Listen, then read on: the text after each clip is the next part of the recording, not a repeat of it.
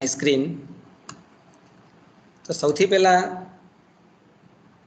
આપણે જોઈશું આજે સિલેબસમાં ચેપ્ટર 3 માં કઈ કઈ વસ્તુ આપણે જોવાની છે. ઓલમોસ્ટ નેક્સ્ટ 10 to 12 10 થી 12 લેક્ચર નેક્સ્ટ સેશન આપણા હશે કે જેમાં આપણે યુનિટ નંબર 3 જોવાનું છે. યુનિટ નંબર 3 નું નામ છે સોફ્ટવેર પ્રોજેક્ટ મેનેજમેન્ટ. ઓકે, એટલે કે પ્રોજેક્ટ મેનેજમેન્ટને લગતી બધી અંદર વાતો થશે. આપણે પ્રોજેક્ટ મેનેજમેન્ટમાં બધું જ આવે. પ્રોજેક્ટ મેનેજર શું કામ કરે છે, પ્રોજેક્ટનું મેનેજમેન્ટ કેવી રીતે થાય, શેડ્યુલિંગ કેવી રીતે થાય, એમાં રિસ્કને મેનેજ કરવાનું હોય તો કેવી રીતે કરવામાં આવે, એનું કોસ્ટ અને સાઇઝ એસ્ટિમેશન કેવી રીતે કરવામાં આવે, મેનેજર તરીકે તમારામાં કઈ રિસ્પોન્સિબિલિટી હોવી જોઈએ, એટસેટ્રા એટસેટ્રા ઘણા બધા ટોપિક આપણે યુનિટ નંબર 3માં શીખવાના છે. સિલેબસ વાઇઝ જોઈએ તો ફર્સ્ટ ટોપિક તમારો જે હશે that is the responsibilities and skills in software project manager.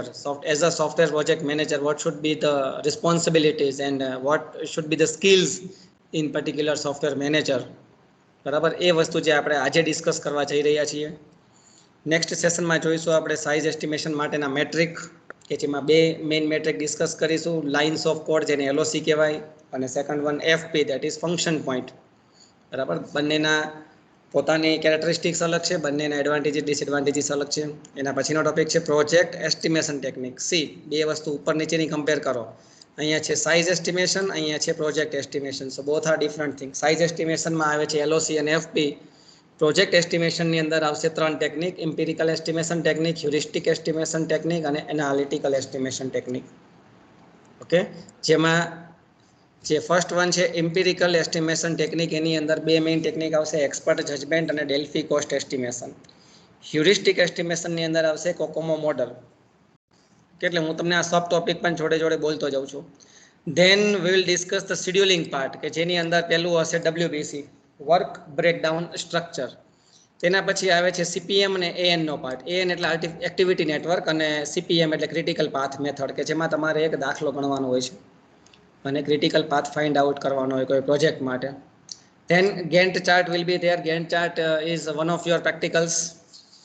Then PMC, project monitoring and control. Okay, એક રીતે જોશો તો આ બધી જ છે એ શોર્ટ નોટ ટાઈપ એક્ઝામમાં પૂછાતું હોય છે. Write a short note on PMC, write a short note on WBC or explain WBC, explain empirical estimation technique, એવી રીતે. Then the last topic will be there is risk management. Okay, એ પણ એક બહુ મોટો ટોપિક છે કે જે 7 માર્કમાં 2 કે 3 વખત પૂછાયેલો છે એક્ઝામમાં, અને અલગ અલગ પણ પૂછાતું હોય છે, રિસ્ક આઈડેન્ટિફિકેશન ને અસેસમેન્ટ ને એવી રીતે. સો મેઇનલી 5 ટોપિક છે, પણ એની અંદર ઘણા બધા સબ ટોપિક છે. સો ઓલ એન્ડ ઓલ લગભગ 10 થી 12 લેક્ચરની અંદર આપણું આ યુનિટ છે એ કમ્પ્લીટ થશે. Okay, so as far as consult with the syllabus આપણે આ જોઈ લીધું કે શું છે યુનિટ નંબર 3ની અંદર, જેમાંનો ફર્સ્ટ ટોપિક છે responsibilities of software project manager and skills of software project manager. એ આપણે આજે ડિસ્કસ કરવા જઈ રહ્યા છીએ. So now we are starting unit number 3, that is software project management. ડિટેલમાં આગળ વધીએ તો આમ જો તો એકદમ ઇઝી વસ્તુ છે આ, કે સોફ્ટવેર પ્રોજેક્ટ મેનેજરની રિસ્પોન્સિબિલિટી એટલે ગુજરાતીમાં કહેવાય જવાબદારી, અને સ્કિલ્સ એટલે એને કહેવાય આવડત. શું જવાબદારી હોય છે એટલે કે શું કામ કરવાના હોય છે as a software project manager, અને એનામાં આવડત કઈ હોવી જોઈએ. બરાબર, સ્કિલ્સ એટલે ઓલમોસ્ટ સિનોનિમ ટુ ક્વોલિફિકેશન પણ કહી શકાય. એકેડેમિક ક્વોલિફિકેશન નહીં, પણ એનામાં આવી વસ્તુ હોવી જોઈએ, એને ડિસિઝન મેકિંગ એનામાં સારું હોવું જોઈએ, જેથી કરીને એ એટ અ ટાઈમ એક સારું ડિસિઝન લઈ શકે. બરાબર, એનામાં લીડરશિપના ગુણ હોવા જોઈએ. રિસ્પોન્સિબિલિટીઝમાં શું છે તો કે ભાઈ એની જવાબદારી શું આવે તો કે પ્રોજેક્ટ આખો બનાવવાની જવાબદારી પ્રોજેક્ટ મેનેજર ઉપર હોય છે. સો તમે કહી શકો છો કે પ્રોજેક્ટ જ્યારે સ્ટાર્ટ થાય, whenever you are thinking about the project, જ્યારથી પ્રોજેક્ટ બનવાનું ચાલુ થાય છે ત્યારથી લઈને પ્રોજેક્ટ ડેપ્લોયમેન્ટ થાય છે, ક્લાયન્ટ સાઇડ ઉપર એ ઇન્સ્ટોલ થાય છે, એ આખી પ્રોજેક્ટ સાયકલનું ધ્યાન રાખવાની રિસ્પોન્સિબિલિટી હોય છે સોફ્ટવેર પ્રોજેક્ટ મેનેજર ઉપર. So you can say the software project manager is responsible from the start to the end of any project, any software project. બરાબર, ટીમને જોડે રાખવાનું કામ છે એની જવાબદારી છે, તો એના માટે એનામાં લીડરશિપ ગુણ હોવો જોઈએ.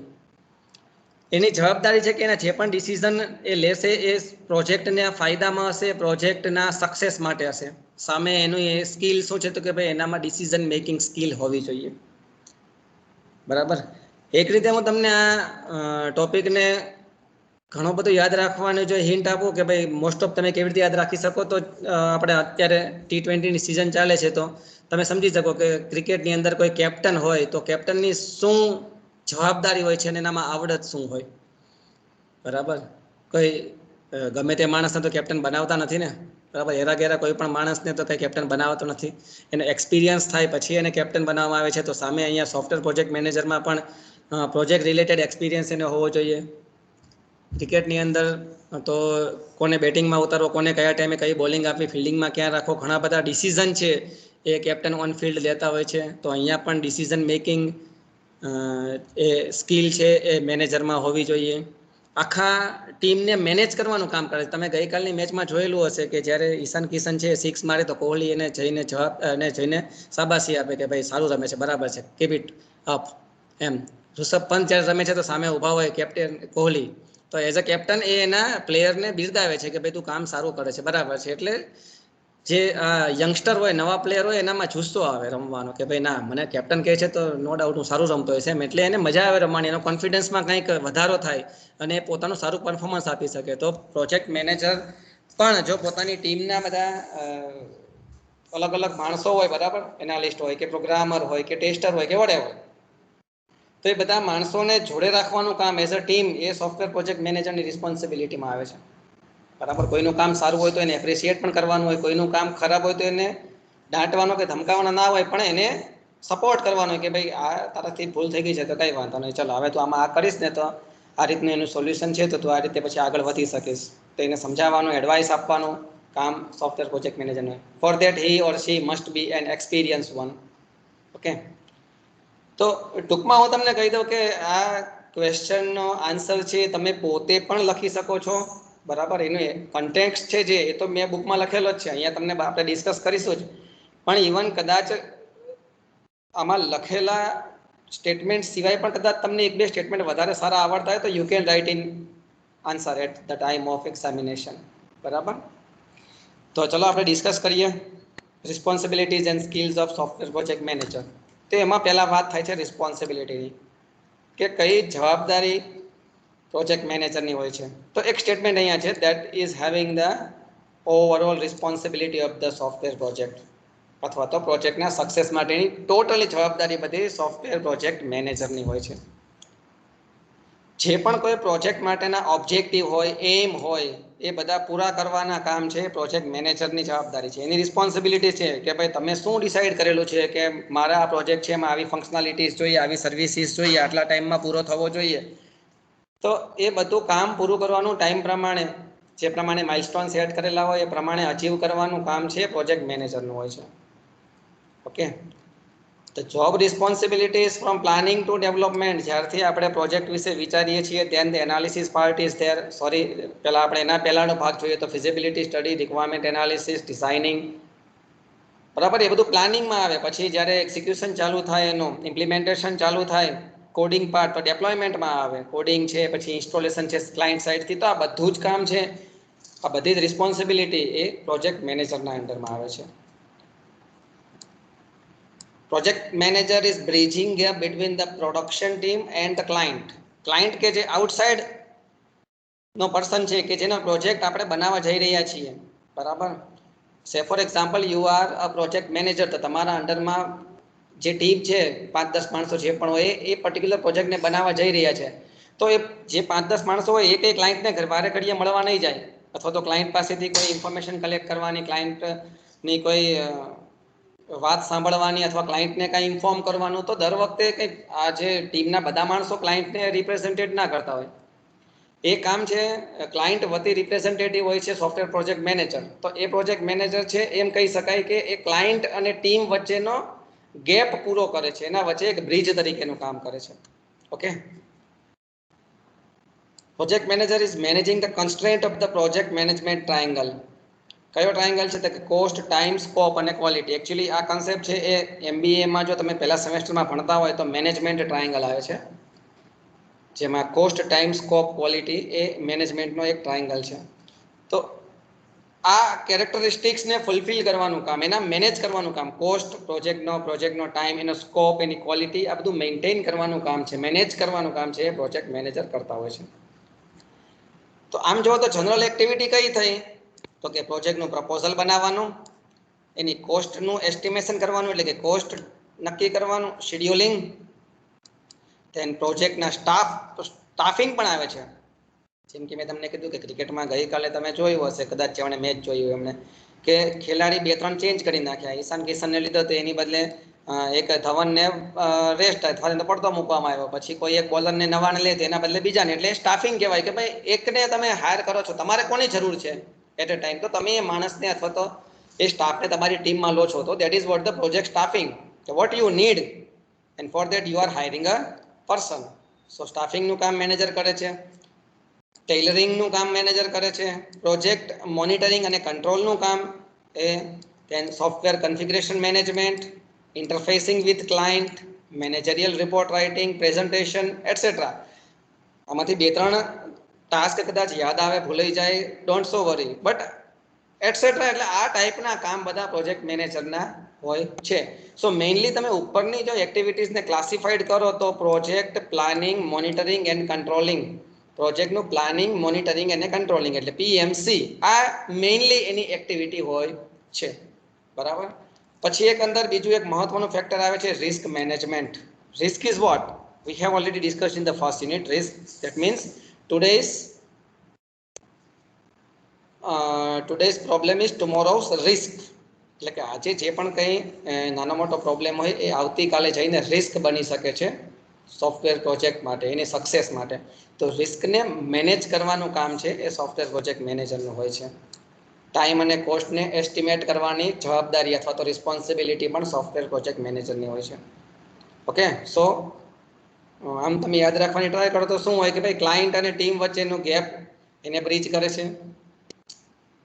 ઓવરઓલ રિસ્પોન્સિબિલિટી સેટ થાય છે. ઓવરઓલ એટલે ક્યાંથી તો કે જ્યારથી પ્રોજેક્ટ સ્ટાર્ટ થાય, એનું પ્લાનિંગ સ્ટાર્ટ થાય ત્યાંથી લઈને પ્રોજેક્ટ એક્ઝિક્યુટ થઈ જાય, ડેપ્લોયમેન્ટ થઈ જાય, ત્યાં સુધીનું કામ છે એ પ્રોજેક્ટ મેનેજરનું છે. આપણે ઘણી બધી એક્ટિવિટી પણ જોઈ કે project staffing, proposal writing, report writing, interfacing with client, configuration etcetera.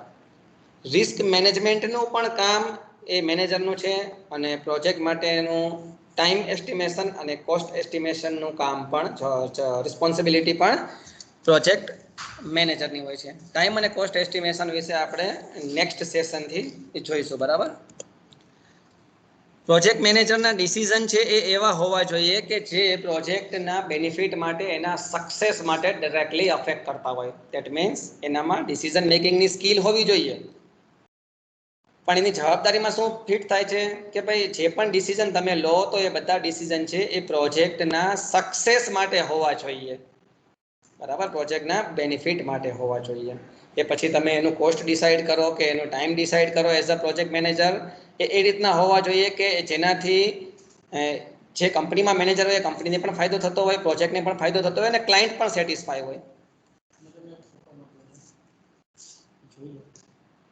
જેના નામ છે ને એમાં એકવાર બોલી દેજો. 12 તારીખ સુધીનું સ્ટેટસ છે. 12 તારીખ સુધી મને ફી નથી પડી. 12 તારીખ પછી ભરી હોય તો અમને જાણ કરો. He sets up the development milestone and entry exit criteria. એટલે એક માઇલસ્ટોન સેટ કરે છે. દાખલા તરીકે વોટરફોલ મોડલના માઇલસ્ટોન કયા કહી શકાય આપણે કે ફિઝિબિલિટી સ્ટડી એક સ્ટેજ એ છે, પછી એનાલિસિસનો એક સ્ટેજ છે, ડિઝાઇનિંગનો એક સ્ટેજ છે, યુનિટ ટેસ્ટિંગનો એક સ્ટેજ છે, સિસ્ટમ ટેસ્ટિંગનો એક સ્ટેજ છે. તો એ સ્ટેજ ઉપર હવે કયા ટાઈમે કયા સ્ટેજને કમ્પ્લીટ કરવું, કયા માઇલસ્ટોને પહોંચી જવું, કયા ટાઈમે કયા માઇલસ્ટોનને અચીવ કરવો, એ કામ છે એ રિસ્પોન્સિબિલિટી સોફ્ટવેર પ્રોજેક્ટ મેનેજરની હોય છે. ઓકે, સો આપણે સોફ્ટવેર પ્રોજેક્ટ મેનેજરની રિસ્પોન્સિબિલિટીઝને ડિસ્કસ કરી. હવે જોઈએ એની સ્કિલ. રિસ્પોન્સિબિલિટી તો ઠીક છે, પણ એની જવાબદારીમાં આ બધું વસ્તુ આવે છે, પણ સામે એને સ્કિલ કેવી હોવી જોઈએ, એનામાં આવડત કેવી હોવી જોઈએ, એ પણ આપણે એક બાય એક, વન બાય વન આપણે એક એક જોતા જઈશું એટલે તમને ઓટોમેટિક ખબર પડશે કે ના ના આ બધી વસ્તુ બરાબર છે. એટલા ઇઝી છે સ્ટેટમેન્ટ કે તમને યાદ રાખવામાં પણ અને સમજવામાં પણ ઇઝી રહે. He must have the theoretical knowledge about the project which is being developed under his guidance. Project manager જે પ્રોજેક્ટને મેનેજ કરી રહ્યા છે અત્યારે, તો એનું થિયોરિટિકલ નોલેજ તો એને હોવું જ જોઈએ. પ્રોજેક્ટ આખે આખો એને કમ્પ્લીટ ખબર હોવી જોઈએ કે આ પ્રોજેક્ટ શેના માટે છે, કયા ક્લાયન્ટ માટે છે, એનો એઇમ શું છે, એની કેરેક્ટરિસ્ટિક શું છે, એના ફાયદા શું છે, એની સિક્યોરિટી શું છે, એ કેટલા ટાઈમ માટે એને મેન્ટેન કરવાનું છે, એટસેટ્રા એટસેટ્રા. આવા ઘણા બધા ક્વેશ્ચન આવે કે જે બધા થિયરિટિકલી નોલેજ તો મેનેજરને હોવા જ જોઈએ. he must have the good decision making capabilities. Decision મેકિંગની સ્કિલ એનામાં હોવી જોઈએ કે જેના લીધે કંઈ પણ ડિસિઝન લેશે તો એ પ્રોજેક્ટના સક્સેસમાં હોય, એના બેનિફિટમાં હોય. he should have the client representative characteristics. કોઈ માણસ એવો છે કે જેનામાં નોલેજ બહુ સારું છે but he or she cannot represent, એનામાં સમજાવવાની આવડત નથી, રિપ્રેઝન્ટ કરવાની આવડત નથી, તો he or she cannot be a good manager.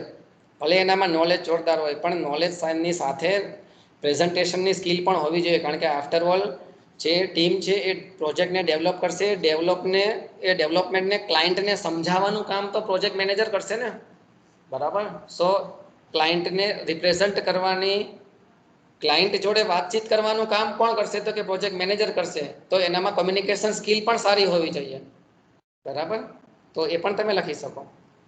So he should be a client representative. અહીંયા હી લખેલું છે એટલે કોઈ જેન્ડર બાયસ નથી, તમે હી અથવા સી બંને લખી શકો છો, હી ઓબ્લિક સી. મેનેજમેન્ટ સ્કિલ એનામાં હોવી જોઈએ કારણ કે એણે આખા પ્રોજેક્ટને મેનેજ કરવાના છે, એની અંદર રહેલા તમામ સ્ટાફને એણે મેનેજ કરવાના છે, એણે પ્રોગ્રામરને પણ મેનેજ કરવાના છે, ટેસ્ટિંગ પર્સનલને પણ મેનેજ કરવાના છે, એનાલિસ્ટને પણ મેનેજ કરવાના છે. he or she should focus on the risk management. કારણ કે રિસ્ક મેનેજમેન્ટ બહુ ઇમ્પોર્ટન્ટ વસ્તુ છે. કોઈ પણ પ્રોજેક્ટ મેનેજમેન્ટ, પ્રોજેક્ટ જે બનતો હોય એમાં તો રિસ્ક મેનેજમેન્ટ બહુ ઇમ્પોર્ટન્ટ વસ્તુ છે. એટલે રિસ્કને મેનેજ કરતા પણ પ્રોજેક્ટ મેનેજરને આવડવું જોઈએ. લીડરશિપ સ્કિલ એનામાં હોવી જોઈએ, મેં એમ કીધું એમ હમણાં એ પ્રમાણે, કે કોમ્યુનિકેશન સ્કિલ પણ હોવી જોઈએ બિકોઝ એને ક્લાયન્ટને જઈને રિપ્રેઝન્ટ કરવાનો છે પ્રોજેક્ટ. એનામાં પ્રોજેક્ટ રિલેટેડ એક્સપિરિયન્સ હોવો જ જોઈએ, બરાબર. હવે પ્રોજેક્ટ એનામાં નોલેજ છે એ વાત બરાબર, મેનેજમેન્ટ સ્કિલ છે, પણ જે પ્રોજેક્ટને એ લીડ કરવા જઈ રહ્યો છે એ ટાઈપના પ્રોજેક્ટનો એને એક્સપિરિયન્સ ના હોય તો he or she is not able to be a project manager for this project.